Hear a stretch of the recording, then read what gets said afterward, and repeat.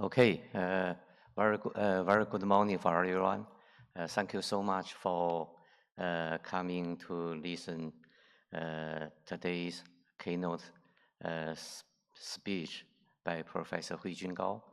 My name is Peng Xi. I'm also from this society, so it's my great honor to chair today's session. Yeah.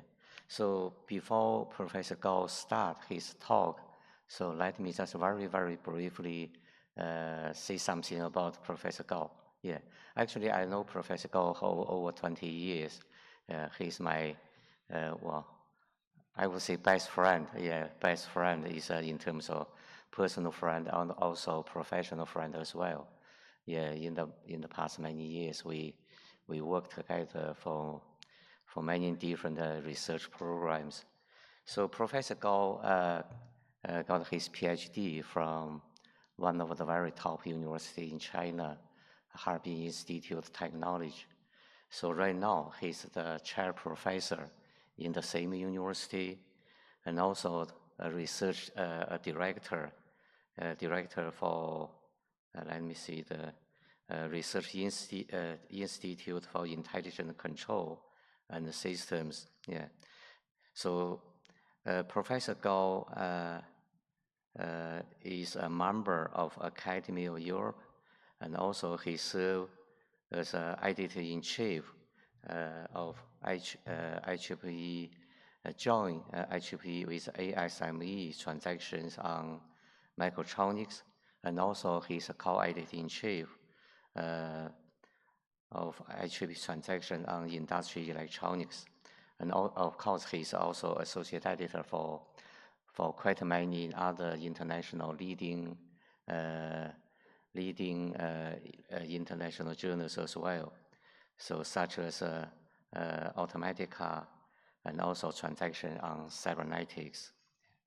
So Professor Gao right now serving as a vice president of IEEE Industry Electronics Society, and also he's a distinguished lecturer of our SMC Society. Yeah. So Professor Gao received many honors, prize, and awards. I just mentioned probably just one or two.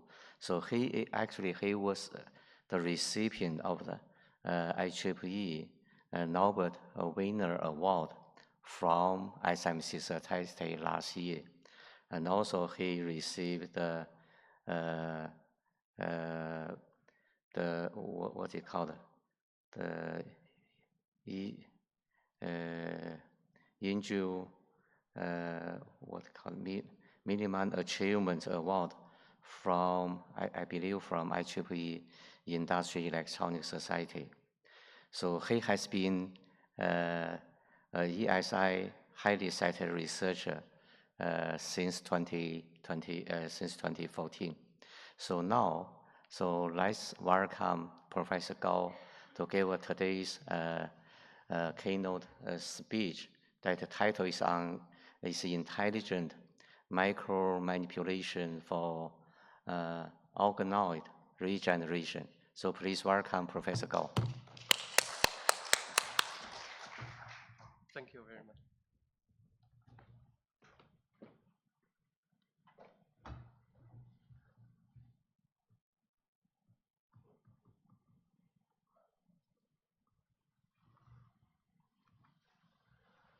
Okay, good morning, ladies and gentlemen.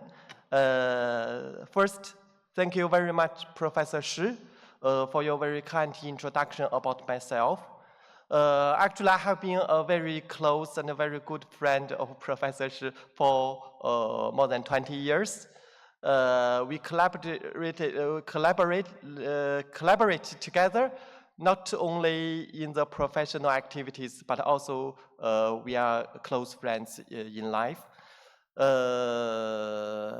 I'm so honored to be introduced by Professor Shi, who is the recipient of this year's Robert Wiener Award. And Professor Shi next year will give his plenary speak in Vienna next year. I'm so glad to have this opportunity to report our recent progress on intelligent macromanipulation for organoid regeneration. My name is Huijun. I'm from Harbin Institute of Technology. This slide shows that where our city is located.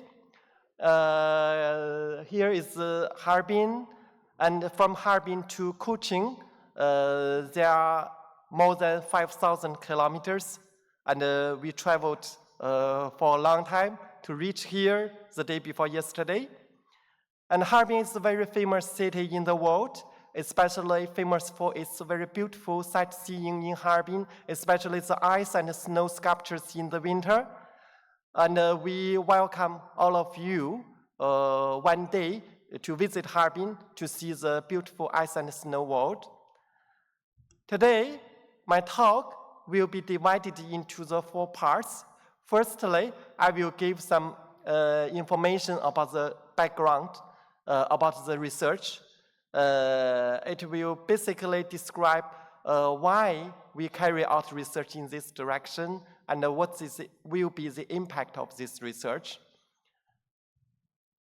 As we know, WHO announced on 2024 World Cancer Day, there is an urgent need to address global health issues due to population growth, aging, and socio-economic factors.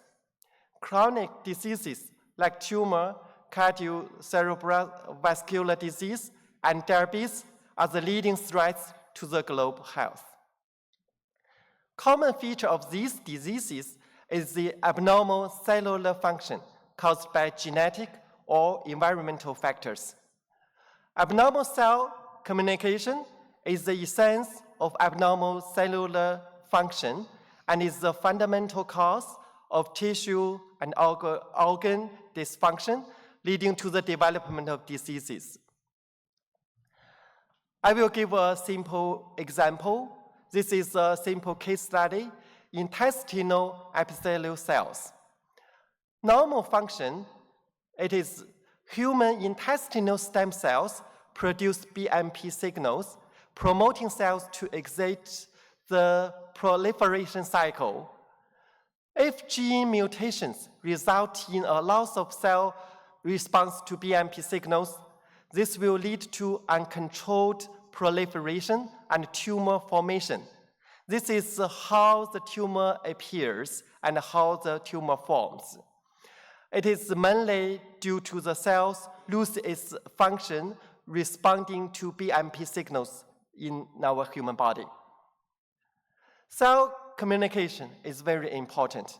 Cell communication determines the location, timing, and type of differentiation of cells during embryonic development. Organoid regeneration, by controlling cell communication signals in vitro, we can construct cell clusters that retain the structure and function of tissues and organs. Organoid regeneration is currently the only technology that can create organs close to human tissues in vitro. Then, I will briefly give a definition about organoids. Organoids are actually cell clusters grown from adult or induced stem cells in vitro, retaining the structure and function of tissues and organs. Organoids are the cutting-edge technology in tumor research. Since 2017, top journals like Nature and Science have reported extensively on their use in cancer diagnosis and treatment. I will give another 3 case studies about organoids. The first case is about organoids for transplantation. Short bowel syndrome is an absorption disorder caused by a disease in small intestine area. In 2019, just 5 years ago, Japanese scientists created transplantable intestine mucosa using a large number of organoids. The result was published in Nature. Organs derived from the patient reduce the risk of rejection ideal for transplants. The second case, organoids for study of cell communication signal. In 2021, American scientists used prostate organoids to review signals that determine the plasticity of prostate cancer. The results were published in Science. As in vitro models, organoids help understand cell communication signal abnormalities, aiding in diagnosis and treatment. The third case, organoids for personalized diagnosis. This is very important and may be very attractive for those patients. In 2022, 2 years ago, research team led by Smith studied the response of different individuals to radiotherapy and chemotherapy using rectal cancer organoids, which was published in Nature Medicine. Organoid technology enables in vitro testing of tumor biological characteristics, facilitating personalized diagnosis and treatment plans. Now, I will give a picture showing how hot organoids is in recent years. Over the past 10 years, the number of articles published in the field of organoids by Nature, Science, and their family journals has been increasing annually. You can see from this figure that in 2023 last year, the number published on the topic of organoids by Nature and their family journals has reached more than 1,400. Organoid technology is an increasing hot frontier research direction. Then you may ask one question: why organoid is so hot today? Why organoid is so hot today? To answer this question, I would like to show you that about the characteristic, about the genetic similarity. Organoids share similar genetic information with human tissues, maintaining certain physiological complexity and are suitable for high-throughput operations. This figure was borrowed from the internet, not drawn by myself. From the figure, you can see that compared to traditional models, including cell structure, elegans, and zebrafish, and also the mouse, organoids have many advantages and are currently a very hot model for disease diagnosis and treatment. You can see that organoids has so many advantages over the traditional models, so it is a very hot research topic. Then, another question you may also ask. Usually, this topic will be discussed and talked by those scientists in medicine or in biology. Why? I am an engineering scientist. Why today I talk about this topic? Why do I give a report as an engineering scientist? To answer this question, I would like to show you how currently, in recent days, how we produce organoids. Currently, organoids are mainly cultivated manually, relying on natural regeneration, which results in poor consistency, serious batch effects, and low efficiency. The whole process is actually essentially the natural regeneration process. This process is unable to achieve standardized batch regeneration. This is a big challenge for translational medicine. So we are targeting at finding core breakthrough points. The breakthrough point might be to find a way we switch from natural regeneration towards controlled regeneration. This is our main idea. Internationally renowned universities and companies have begun to study organoid regeneration and have made some progress in several regeneration phases. Those universities include ETH, MIT, Harvard, U of Toronto, and Imperial College. And the technologies involve microarray, bioprinting, and microscopy, and stereolithography, etc. The trend is to improve the precision of control and controllability of organoid regeneration, and the issues remains that to be solved is no effective intervention in the natural regeneration process. There is a lack of intelligent system for organoid regeneration. This is the main problem and the main challenge for us. In 2020, Swiss scientists realized standardized organoid cultivation through microarray technology, and the results were published in Nature Biomedical Engineering. In the next year follows, in 2021, this team published a review in Nature Review Materials, indicating the importance of standardized batch production in drug development, clinical diagnosis, etc. Standardized batch production of organoids is an international cutting-edge topic with great significance and high challenge. Then, we are targeting at this research direction, and in our research framework, we face the challenges, that is the poor consistency, serious batch effects, and low efficiency. And the scientific problem behind this challenge are mainly twofold. One is the organoid regeneration mechanism, and the other is organoid micromanipulation.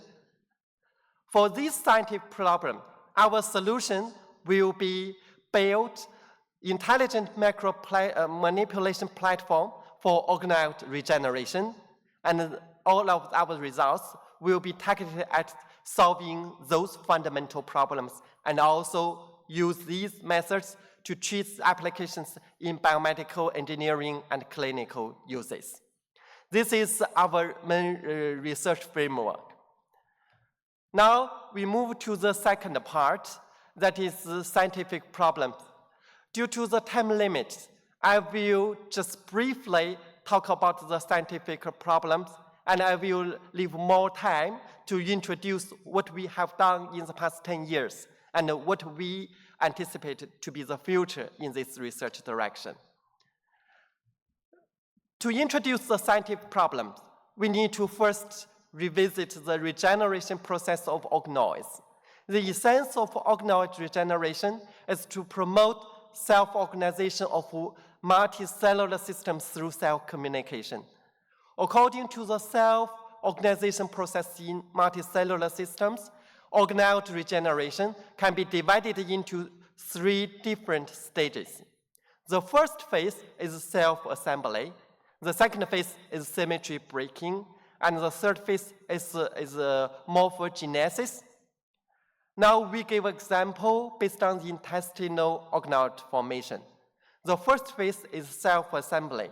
Proliferating cells form cell communication through self-assembly. And the second phase is symmetry breaking. If no symmetry breaking occurs, then we are unable to form organoids. The third phase is morphogenesis. Cells differentiated into various types based on cell communication signals.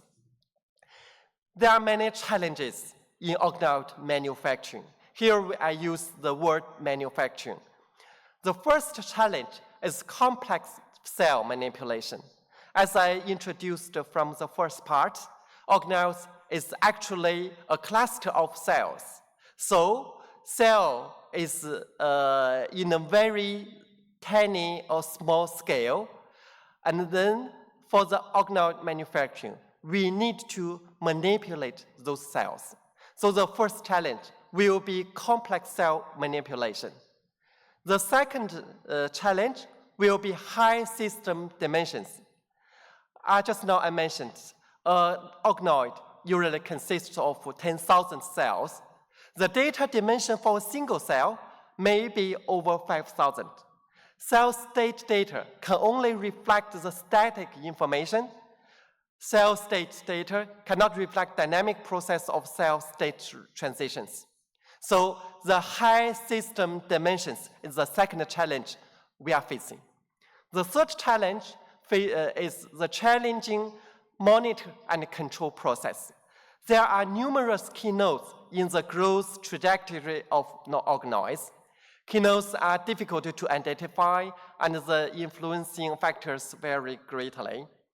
It is difficult to optimize the input for controlling organoids' growth trajectory. Then, we summarize the scientific problems in organoid manufacturing. The first one is the analysis of organoid regeneration mechanism. We need to study how a single cell can be developed or evolved to an organoid. We need to investigate the whole process. What is the mechanism behind this development? The second scientific problem is the micromanipulation of organoid cells. And the third scientific problem is the intelligent control of organoid growth. This research actually involves medicine, life science, materials, optics, control, computer, math, physics, and even ethics. A deep integration of science, engineering, and medicine is required for organoid production breakthroughs. I will briefly review the scientific problems of the above three scientific I just now mentioned. Actually, I divided them into 12 scientific problems. The first problem, micromanipulation of organoid cells. The first one is the initial condition control. This video shows that for this video, you can see that for the initial condition control, from a tank of cells, there are more than 10,000 cells. We want to move those cells to the right side, to different place with 100 cells. We need to accurately manipulate 100 cells and put them into one place and put another 100 cells to another place. This is accurate manipulation. This is a very big challenge because it is done all under the microscope. So for the initial condition control, in addition to the manipulation, we also use multiple physical fields. Cells can be controlled to aggregate in a desired way, achieving mechanical force control of organoid self-assembly. Controlling large-scale cell aggregation provides a consistent mechanical force for organoid self-assembly. And the second problem in the first big scientific problem is the macro-injection of organoid. By macro-injection technology, external chemical signals need to be released to designated areas within organoids to control the growth process of organoids. Macro-injecting chemical signals to designated positions within organoids induces their directed differentiation. The third issue is the optogenetic control of organoid cell signaling. By using light to achieve signal regulation in designated areas of organoids, symmetry breaking of such a multicellular system can be induced. The fourth one is materials and organoid chips. Through biohydrogen and nano-imprinting technology, an organoid chip was fabricated to optimize the mechanical force of organoid growth process. The second big scientific problem is the analysis of organoid regeneration mechanism. The first one is the cell communication mechanisms. Identification of cell communication mechanism requires to determine the type, timing, and model of important signals in cell communication and understand their role in organoid regeneration. The second one is the cell state transitions. To characterize cell state transition, we need to analyze protein expression levels in organoid cells, explore cell possible states, and infer cell state transfer patterns. The third one is causal analysis of cell gene regulatory networks. The gene regulatory network obtained from traditional multi-omics can only reflect the static correspondence. It is difficult to accurately establish the causal relation between key genes in organelle cells and their transitions. Here, you can see on the right side, there is a gene regulatory network. We have so many people working in the area of complex networks. This is obviously a very promising area for we carry out study related to complex networks. The first one is the principle of sensing cell communication signals.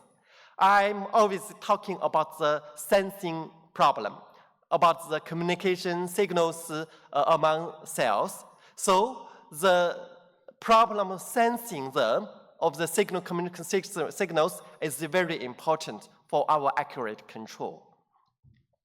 Now here is the scientific problem 3, intelligent control of organoid growth. The first one is the sparse representation of high-dimensional cell states. The second one is the cross-scale model construction of multicellular systems. The third one is monitoring the growth of organelles under microscopy. And the fourth one is intelligent control of organoid growth process. Now I have very briefly introduced the scientific problems behind this research. Now I have about 15 minutes left, so I will basically using those 15 minutes to introduce our recent results in the past 10 years, and we give some to introduce the future, what we think about the future in this direction. For the last 10 years, based on the fundamentals of micromanipulation and intelligent control, we basically established 2 classes of intelligent micromanipulation system of macro and nanoscale biological objects. Here, you can see 2 instruments, 2 platforms. The right one is basically for the first 5 years in the past 10 years. And the right instrument is basically for the very recent 5 years. In the first 5 years of the past decade, that is from 2014 to 2019, we did a research project, and we were very happy about our results. We spent 5 years to develop an instrument or platform. What the platform can do, you can see from the video, that is used for macro injection of something into a zebrafish larva. If we have a zebrafish larva, a very tiny, a very small zebrafish, it's only about 2 millimeters in length. Then, if we put this zebrafish larva to the microscopy, then the machine can do automatically. What the machine can do, it can move the zebrafish larva to the microscopy and use a needle to find, firstly, to find the heart of the zebrafish larva, and then to inject some substance into the heart of zebrafish larva. This is a very tiny task and a very challenging and difficult task. Human beings cannot do this job manually because it is too small. We need to find its heart, and we want to inject something into the heart. It is almost impossible for human beings to do this work, but we did use this kind of instrument with this kind of machine. And it can automatically do one zebrafish larva after another with high throughput. We spent 5 years. We can inject not just to the heart. We can inject things to almost every organ of zebrafish. And the developed system can achieve multi-organ, high throughput, stable drug injection in zebrafish larva. We were very happy about this development of this machine, and this machine has been utilized, applied to those scientists who are doing medicine research, because they want to do some experiment on the zebrafish larva, and they ask us to develop this machine, and this machine has been used by them. But we feel not so happy later. why we develop a new system in the second 5 years. This system or this instrument is quite different from the first 5 years what we developed. Now, you can see that for this intelligent micromanipulation system for model animals, for zebrafish larvae, we spend a lot of efforts. We spend a lot of time for developing this machine. But it can be only used by those scientists. This is something which makes us feel very disappointed. The system greatly helps scientists in academic research, but cannot be used by our human, by everybody. So this is a pity. So in the second 5 years, since 2019 or 2020, we started to develop a novel techniques and system for organoid regeneration, facilitating both academic research and biomedical applications. So this is our objective and our wish. So in the recent 5 years, we designed the block diagram of the system for organoid regeneration with distinct functions including real-time sensing, regeneration control, and micromanipulation. This is our whole picture of the mechanism behind this machine. Now, this is the picture of the machine, and this machine includes basically 2 subsystems. The first one is the initial condition control subsystem, and the second one is the regeneration process control subsystem.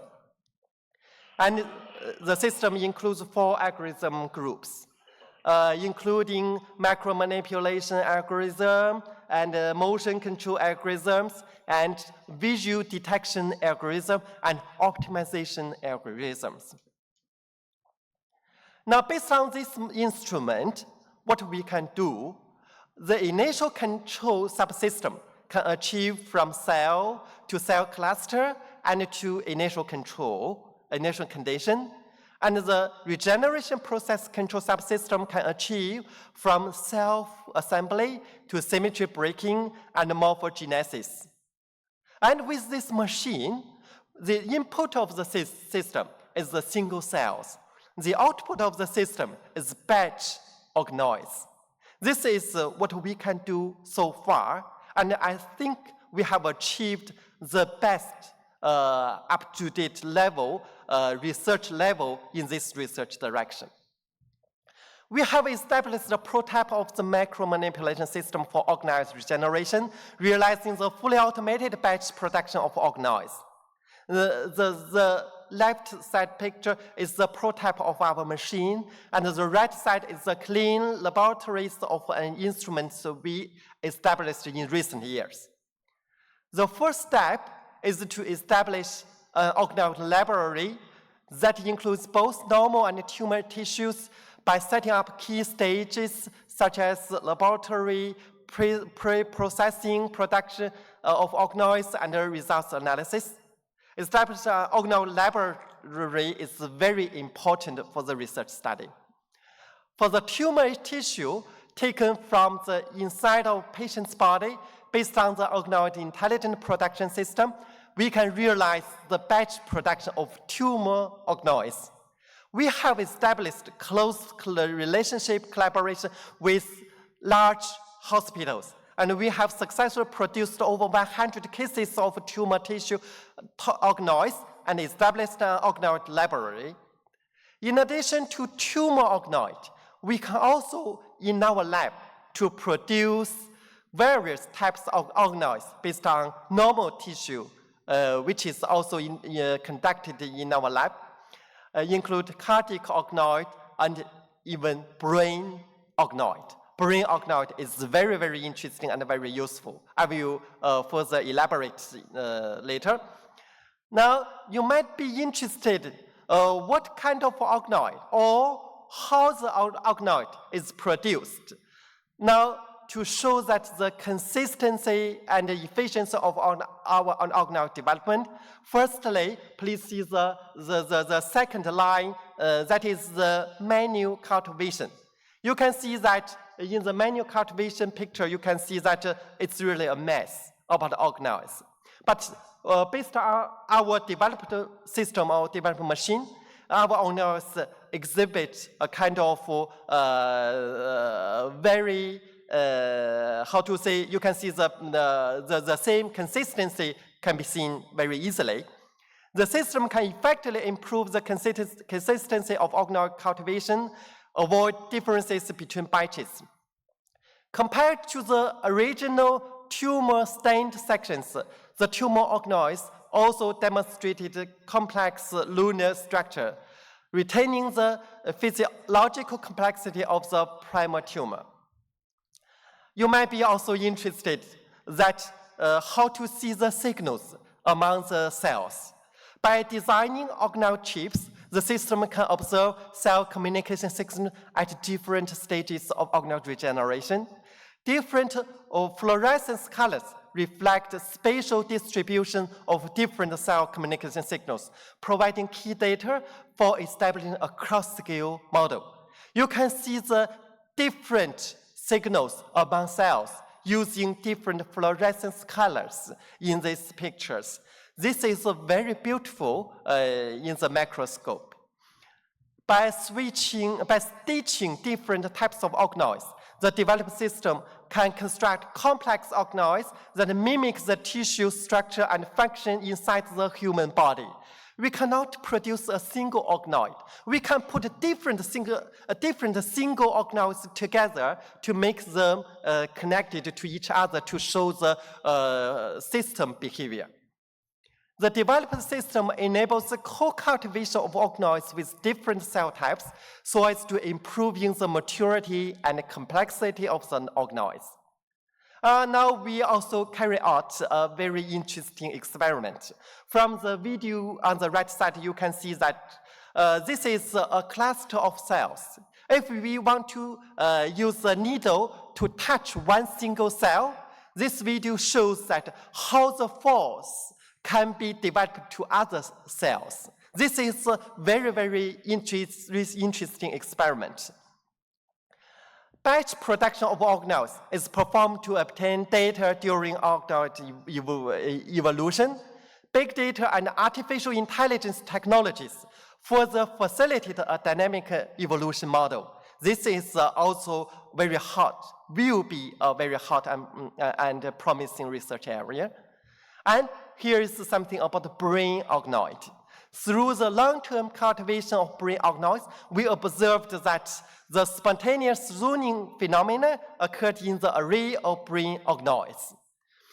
Then, in addition to just cultivating the organoids, we also made some experiments. The mechanical properties of tumors are very important to indicators of the degree of tumor deteriorations. We established an automated magnetic-driven system, achieving the precise measurement of mechanical properties of tumor organoids. Now, we move to the fourth part. We will want to give some future perspectives. We feel that this research area is very promising, not just because of it can help the fundamental research and also can help the industrial applications. Especially, in particular, we feel that this research can lead to future research directions. This is very important, I will show you. Regarding the fundamental research and instrument, the fundamental research is very, very important. You can see that there are so many scientists in biology, in medicine, they are investigating the organoids. They basically want to find how a single cell can be developed into an organoid, into different organoids. The mechanisms is very important, and those scientists in biology and medicine developed them,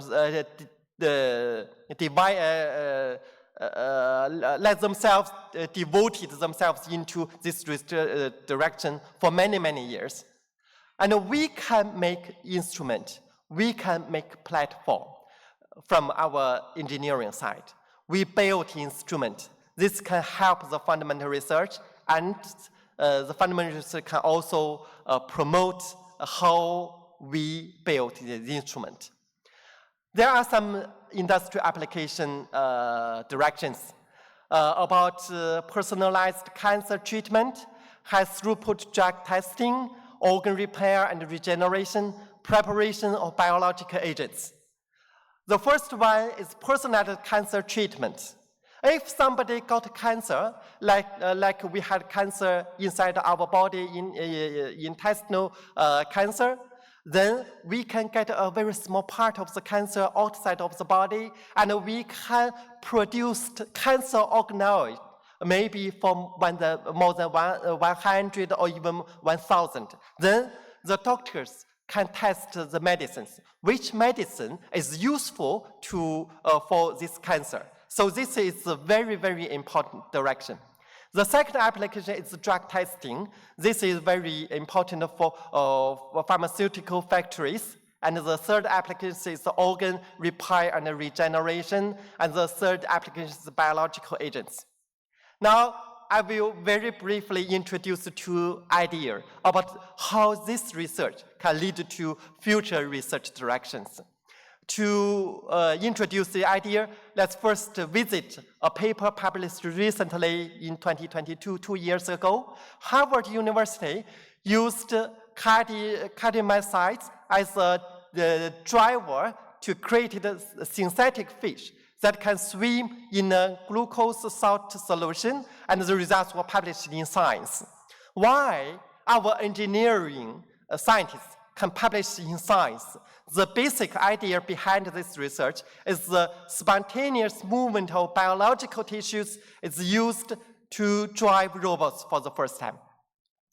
Another example, using organoids for recognition and computation. In 2023, last year, Indiana University presented a brain organoids computing system connecting computing hardware with brain organoids and can perform speech recognition and also nonlinear equation prediction. This result was published in Nature Electronics. Natural artificial fusion intelligence is realized based on brain organoids. Now, we predict two very promising research directions. The first one is now we have too many people research on artificial intelligence. Artificial intelligence is a technology that is based on large amounts of data and complex algorithm training. It aims to mimic human intelligence behaviors, like learning, understanding, and decision-making, etc. Now, in the future, we may talk about natural intelligence. Create brain organoids, using their natural intelligence, NI, to replace AI to achieve real intelligence behaviors like human being. That means we built brain organoids outside of our body, and we train them to have the natural intelligence to replace our artificial intelligence. AI and NI together, a new type of intelligence will emerge. This is a question and might be a very promising future. The second example is a brain-computer interface, BCI. A brain-computer interface is a technology that allows communication between a brain and an external device. It implants electronic chips into human body, leading disadvantages such as chip corrosion and inflammatory response. Now, with brain organoids, what we can do, this is another research direction, BOCI. We create brain organoids to replace traditional interface chips and to avoid adverse reactions, including infection, chip corrosion, inflammatory response, and brain damage through autologous transplantation. We will develop from BCI to BOCI, a fully new research direction. More interesting results in this direction will come. Thank you.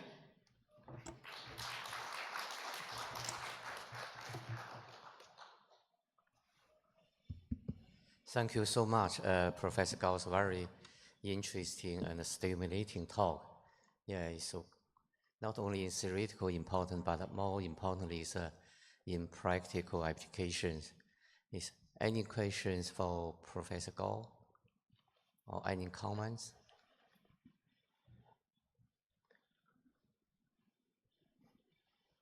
Yes, please. You can pass it back.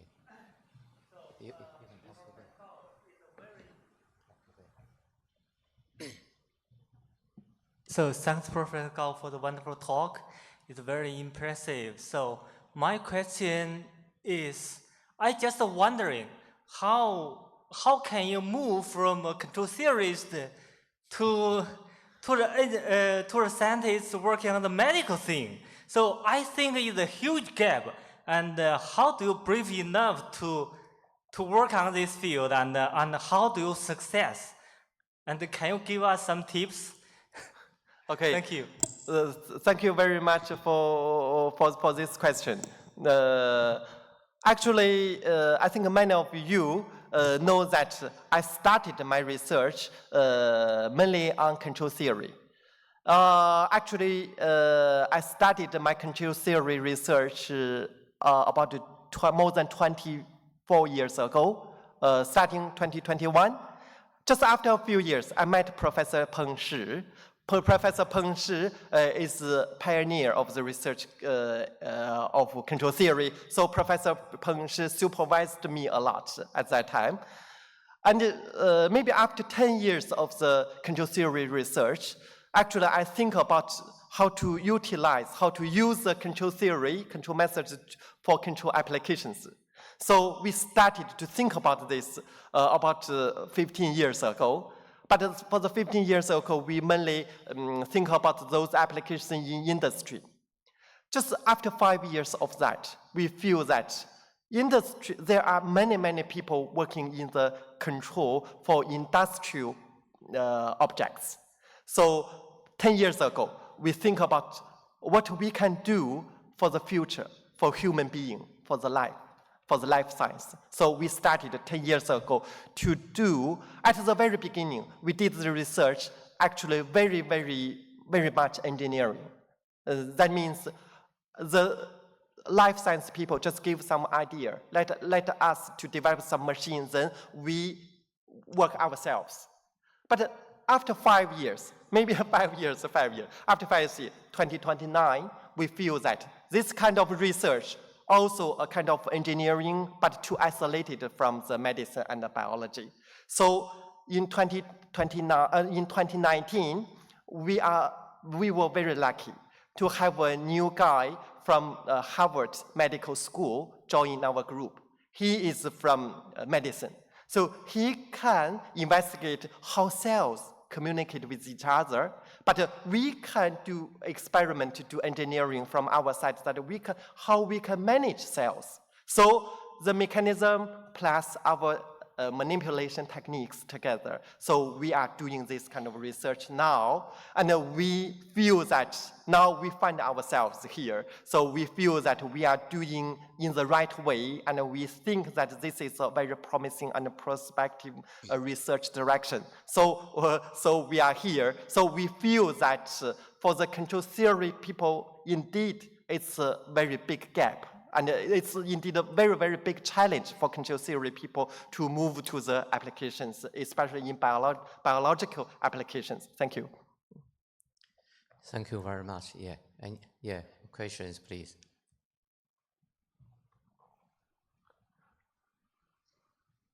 Okay, great talk. So I have a question about ethics. I noticed that you're using some human cells. So what is the ethical, I have two questions. What is the ethical procedure that you follow to use human cells? Yeah, this is a very good question. So currently, we are like the brain, like the cancer organoid. First, we will go through the procedures for approval for this kind of experiment. This is the first step. And then we use the cancer organoid just to give some, give some suggestion to the doctors. So we don't use to the human bodies again currently. So this is my answer to your question. Okay. So the second thing is about stability. So I noticed that you put the organoids in groups of hundreds. Yes. Right. Is it because of some stability issues that 100 gives you a more stable community, or is just by trial and error? Have you used something like Lyapunov functions or classical control techniques to figure out what is a stable community of organoids? Okay. Basically, why 100? Why Okay. not 1,000? Yeah. So this is a very, very important question, and actually this is a very challenging problem in our research also. I think you get the main point of the research. We need to first investigate how the cells can develop to organoid, and then we cannot just, for example, use the experiment to let the single cell to develop to organelle, and then for another one, it can develop, but with different trajectory. So stability is very important. We need to first establish the model, but this model is indeed very, very difficult. So actually, what we are doing now, we will find a kind of SOP protocol. Then we try to make 100 organoids. We try to let them to be the same consistency, and then with this platform, we try to build the model. This is the first step. And then with the platform, we can produce some organoids array. Then we use artificial intelligence technologies also combined with the model, try to find the mechanism behind. So this is what we do now. Thank you. Okay, thank you. Okay, due to the time schedule, I think we can end this session. Thank you again for everyone coming to this session. And thank you, Professor Gao, again, for his very interesting talk. So now we end this section. We can go to have some morning tea. And of course, Professor Gao is still here. If any questions, you can certainly, Professor Gao, happy to have further discussions. Thank you. Okay, thank you, Professor Shi. Thank you, everybody, for coming to today's talk. Thank you.